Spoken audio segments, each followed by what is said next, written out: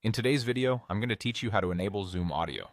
Whether you're joining an important business meeting or catching up with friends, ensuring your audio is set up correctly is crucial for a smooth communication experience. So let's dive in and walk through the steps together. First, let's start by opening Zoom in your web browser. Simply type in the Zoom URL or click on your saved bookmark to get there. Once you're on the Zoom homepage, you'll need to sign in to access your account. Look for the Sign In button and click on it. This will take you to the login page. If you typically use Google to access your Zoom account, click on the Google icon, which allows for a quick sign in if you're already logged into that account on your browser. When prompted, click on your Google account.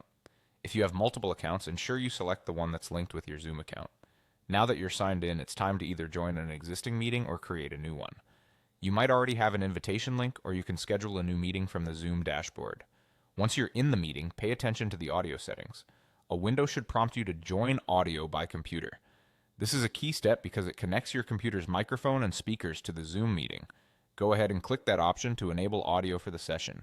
If you need to adjust your audio settings, you can find these options next to the mic icon at the bottom left of the Zoom window.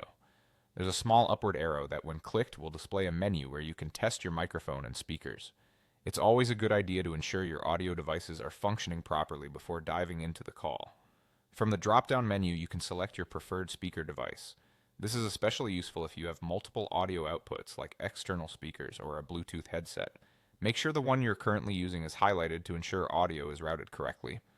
Similarly, you can select your preferred microphone from this menu.